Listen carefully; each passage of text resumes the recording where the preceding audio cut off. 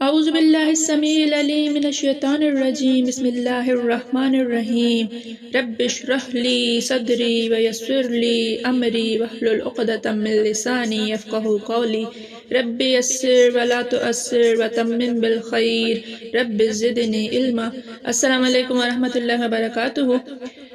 الحمدللہ ہم سورہ بقرہ کا ترجمہ و تفسیر کر رہے ہیں۔ 48 آیات کا ترجمہ و تفسیر ہم کر چکے ہیں۔ آج 49 آیت نمبر 49 کا ترجمہ و تفسیر انشاءاللہ ہم کریں گے۔ سبق شروع کرنے سے پہلے آج چونکہ سال کا پہلا دن ہے، اللہ تعالی ہم سب کے لیے مبارک ثابت کرے۔ آپ سب کو بہت بہت مبارک ہو۔ اللہ تعالیٰ پچھلے سال کے سارے غم مٹا دے اور نیا سال برکتوں بھرا، ہدایت بھرا اللہ تعالیٰ ہمیں عطا فرمائے۔ اس سال ہمیں نور کی ہدایت، علم کی ہدایت اللہ تعالیٰ کی طرف سے ملے۔ اللہ تعالیٰ ہم سب کو نیکیاں کرنے کی توفیق عطا فرمائے، برائیوں سے بچانے کی توفیق عطا فرمائے، اپنے بڑوں کے لیے صدقہ جاریہ بنائے، اپنے چھوٹوں کے لیے شفقت کا باعث بنائے، ہمارے چھوٹے ہم سے راضی ہو جائیں، ہمارے بڑے ہم سے راضی ہو جائیں، اللہ ہم سے ان کے ذریعے سے راضی ہو جائے۔ تو سبق کو شروع کرتے ہیں۔ اعوذ باللہ من الشیطان الرجیم وَإِذْ نَجَّيْنَاكُم مِّنْ آلِ فِرْعَوْنَ يَسُومُونَكُمْ سُوءَ الْعَذَابِ يُذَبِّحُونَ أَبْنَاءَكُمْ وَيَسْتَحْيُونَ نِسَاءَكُمْ وَفِي ذَلِكُمْ بَلَاءٌ مِّن رَّبِّكُمْ عَظِيمٌ۔ وَإِذْ اور اِذْ جب نجینا، یہ جمع متکلم کا صیغہ ہے، نجینا ہم نے نجات دی، کم تمہیں، ہم نے تمہیں نجات دی، ہم نے تمہیں رہائی دی، من سے، من جہاں بھی آئے گا اس کا معنی ہوگا سے، آل فرعون، آل اولاد، آل اس کی رعیت، عوام، فرعون کی رعیت سے، آل فرعون سے، یسومونکم، یسومون وہ پہنچاتے تھے تمہیں، وہ دکھ دیتے تھے تمہیں، وہ تمہیں دکھ دیتے تھے، سوء برا، العذاب عذاب، سوء العذاب برا عذاب، وہ تمہیں برا عذاب پہنچاتے تھے، وہ تمہیں برا دکھ دیتے تھے، یا وہ تمہیں برے عذاب کے ذریعے سے دکھ دیتے تھے۔ اس طرح سے ترجمہ ہوگا جو بھی آپ کو آسان لگے، یہ سارے ترجمے اس کے ہو سکتے ہیں۔ یذبحون وہ ذبح کرتے تھے، ذبح سے یذبحون جمع کا صیغہ، ابناءکم ابنا بنی کی جمع ہے، ابناء بیٹوں کو، کم تمہارے، تمہارے بیٹوں کو، وَيَسْتَحْيُونَ اور یستحیون وہ زندہ چھوڑتے تھے، اور وہ زندہ چھوڑ دیتے تھے، نساءکم نساء عورت کو کہتے ہیں، یہ جمع ہے، جمع کا صیغہ ہے، نساءکم تمہاری عورتوں کو، وفی اور فی میں، ذالکم ذالکم اور اس میں، بلاؤن آزمائش، بلا کہتے ہیں آزمائش کو، من ربکم من سے کی طرف سے، ربکم ربکم تمہارے رب کی طرف سے، عظیم بڑی، اور اس میں تمہارے رب کی طرف سے بڑی آزمائش تھی۔ اور ہمارے ان احسانات کو یاد کرو، بنی اسرائیل سے خطاب ہو رہا ہے، جب ہم نے تم کو قوم فرعون سے نجات بخشی، وہ لوگ تم کو بڑا دکھ دیتے تھے، تمہارے بیٹوں کو تو قتل کر ڈالتے تھے اور بیٹیوں کو زندہ رہنے دیتے تھے، اور اس میں تمہارے پروردگار کی طرف سے بڑی سخت آزمائش تھی۔ دیکھیے کہ اس میں فرعون، موسیٰ علیہ السلام کے دور میں جو فرعون تھا اس کی بات ہو رہی ہے۔ ہم جب چھوٹے ہوا کرتے تھے تو بڑے بوڑھے ہمیں اس طرح کے کہانیاں، قصے، انبیاء کی قصص جو ہیں وہ سنایا کرتے تھے۔ اب تو یہ رواج ہے کہ بچے تھوڑے سے بڑے ہوتے ہیں تو ان کو فون پکڑا دیا جاتا ہے اور کارٹونز دیکھو اور گیم کھیلو۔ یہ رواج پھر سے آ جانا چاہیے تو بہتر ہے، کیونکہ بہت زیادہ نالج بچپن سے لے کر ہی آ جاتی ہے، تو بڑے ہوتے ہیں تو یہ چیزیں سمجھ میں خود ہی آ جاتی ہیں، ان کو باقاعدہ بیٹھ کے پڑھنا، رٹا لگانا، یاد کرنا نہیں پڑتا۔ آج سمجھیے کہ میں بھی آپ کو ایک کہانی سنا رہی ہوں، قصہ سنا رہی ہوں، تو تھوڑا سا جو ہے وہ انجوائے کرنے والے اس میں آ جائے۔ دیکھیے کہ فرعون کون تھا، ہم یہ پڑھیں گے آج۔ فرعون نے کس طرح سے لڑکوں کو مارا اور لڑکیوں کو زندہ کیا، یہ بھی پڑھیں گے آپ۔ دیکھیے بنی اسرائیل کو احسانات یاد کرائے جا رہے ہیں۔ ان آیتوں میں فرمان باری ہے، اللہ تعالیٰ کا فرمان ہے کہ اے اولاد یعقوب، اے بنی اسرائیل، میری اس مہربانی کو بھی یاد رکھو کہ میں نے تمہیں فرعون کے بدترین عذابوں سے چھٹکارا دیا۔ فرعون نے ایک خواب دیکھا تھا کہ بیت اللہ کی طرف سے ایک آگ بھڑکی جو مصر کے ہر قطعی کے گھر میں گھس گئی۔ اس کی تفصیل میں کرتی ہوں بعد میں۔ اور بنی اسرائیل کے مکانات میں وہ نہیں گئی، جس کی تعبیر یہ تھی کہ بنی اسرائیل میں ایک شخص پیدا ہوگا جس کے ہاتھوں اس کا غرور ٹوٹے گا، اس کے اللہ ہونے کے دعوے کی بدترین سزا اسے ملے گی۔ اس لیے اس ملعون نے چاروں طرف احکام جاری کر دیے کہ بنی اسرائیل میں جو بچہ بھی پیدا ہو سرکاری طور سے اس کی دیکھ بھال رکھی جائے، اگر لڑکا ہو تو فوراً مار ڈالا جائے، اگر لڑکی ہو تو چھوٹ دی جائے۔ دیکھیے کہ قطعی کسے کہتے ہیں، یہ ہے نا کہ ایک آگ بھڑکی جو مصر کے ہر قطعی کے گھر میں گھس گئی۔ پہلے تو تھوڑا سا پیچھے جا کر سمجھیے بات کو۔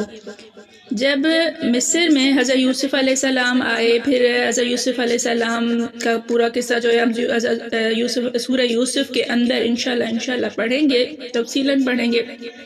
یہاں پر یاد کرنے کے لیے، سمجھنے کے لیے یہ ہے، حضرت یوسف علیہ السلام چونکہ اس دور کے مصر کے بادشاہ کے بعد حضرت یوسف علیہ السلام کو بادشاہت ملی، پہلے جو ہے وہ وزیر خزانہ بنے، اس کے بعد بادشاہ بن گئے، پھر حضرت یعقوب آئے، ان کی اولاد آئی، بیٹے آئے، پھر وہ وہاں پر بسے، ان کے پاس باری باری بادشاہت آتی گئی، تو ایک طرح سے یہ مصر کی حکومت جو ہے وہ حضرت یعقوب علیہ السلام کی اولاد کے پاس آ گئی، یعنی بنی اسرائیل کے پاس آ گئی، ٹھیک ہے۔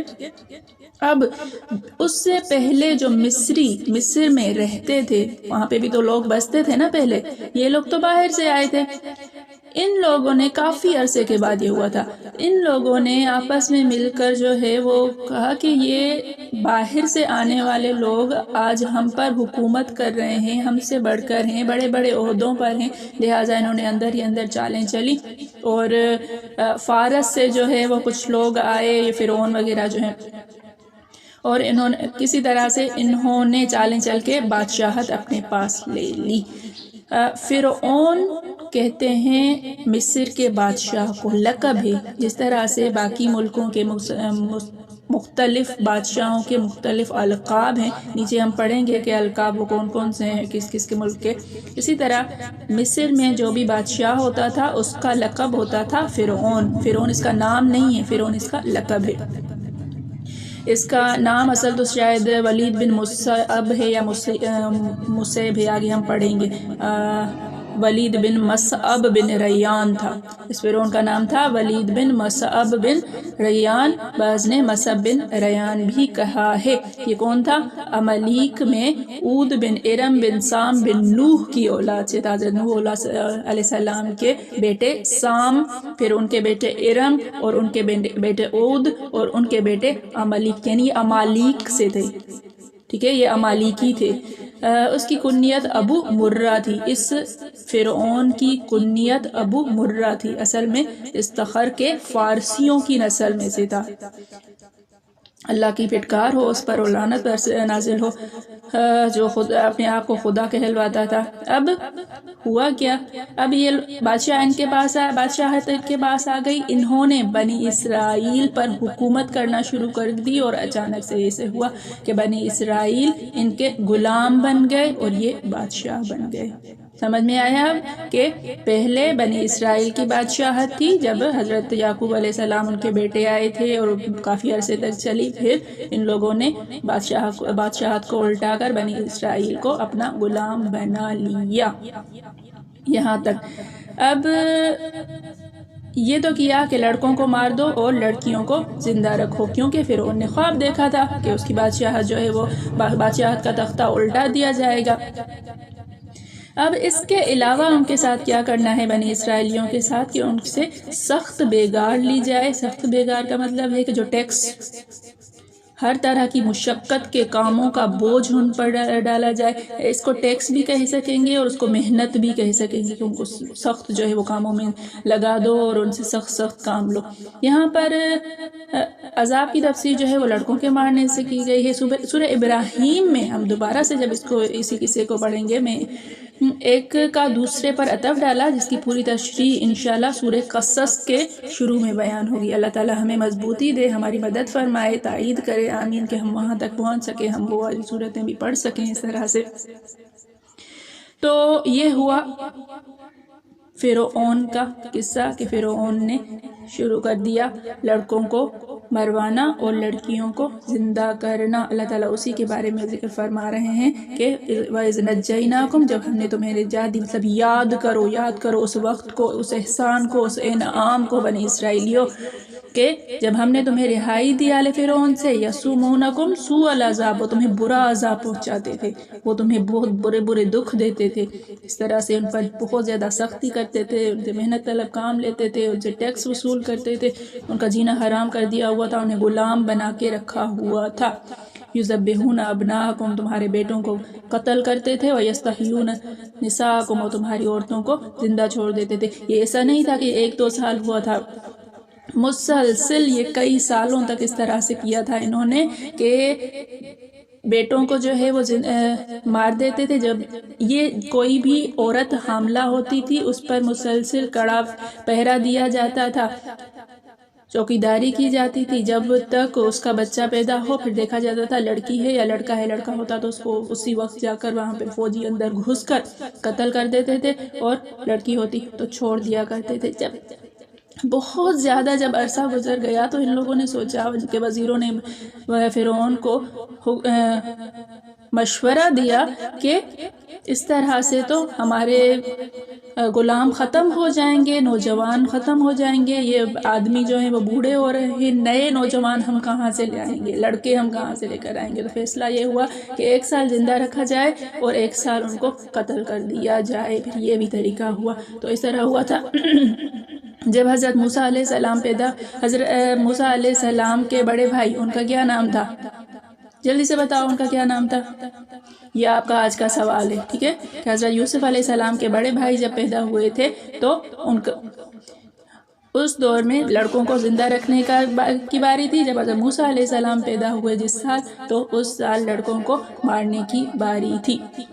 انشاءاللہ اس کو ہم آگے پڑھیں گے، لیکن یہاں تک جو سبق کو وائنڈ اپ کرتے ہیں. اللہ تعالیٰ ہم کو سمجھنے کی توفیق عطا فرمائے. اللہ تعالیٰ ہمارے لیے ہدایت کے راستے تو کھول دے، ہمیں توفیق دے ہدایت حاصل کرنے کی، قرآن کو سمجھنے کی، قرآن کو اپنی زندگی کا حصہ بنانے کی. اللہ تعالیٰ ہم سب کا حامی و ناصر ہو. السلام علیکم ورحمۃ اللہ وبرکاتہ.